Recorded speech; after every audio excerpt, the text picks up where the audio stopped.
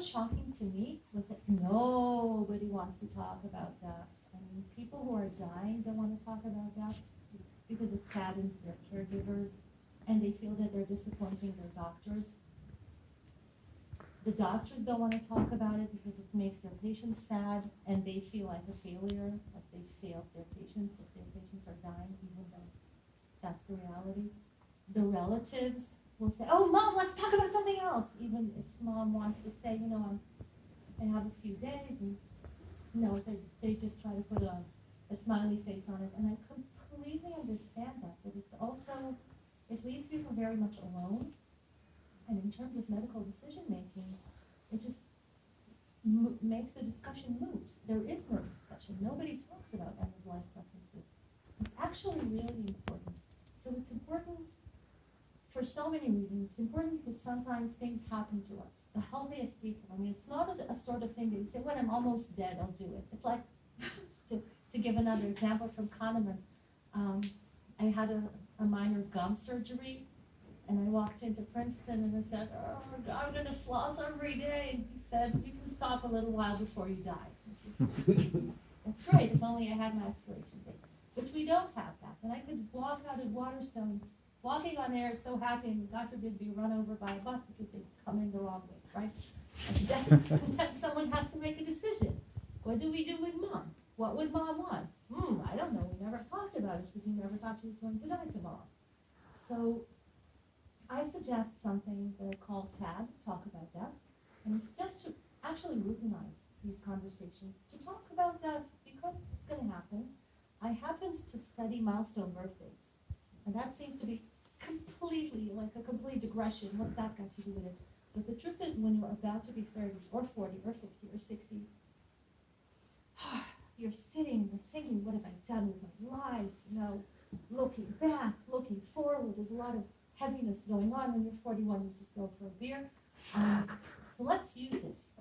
Let's use the heaviness. Let's use the day before our big birthday to talk about that, to say, what would I want? Would I want to be resuscitated? Would I want to be intubated? And actually, to have this conversation, we would need to know, so what does it mean? What happens? If you watch TV, what happens when you're resuscitated? If we had there's a clip I sometimes show from Hunger Games. It's very nice. There's a young man who gets electrified, and his heart stops. He's lying there. His chest is bare, and muscles, everything. Of course, that's CPR for you. And then eventually he's resuscitated. Who's by his side? Beautiful girlfriend, of course. Gives him a kiss, and everything is wonderful. That's not how CPR works in real life. Usually you're a lot older, you don't have all that muscle, maybe you're in the hospital, maybe you've been in the hospital for a while, your girlfriend is probably not there, and you're not walking into the horizon holding hands and smooching one another. You might die within a few weeks.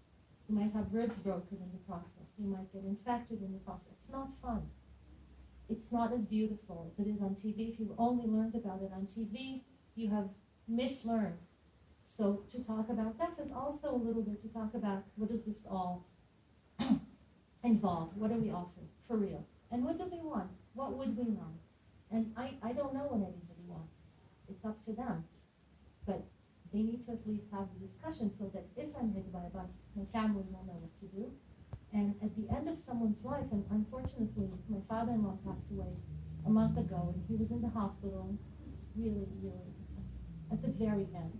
It was very, very last of it. And my mother-in-law had a very hard time parting with him.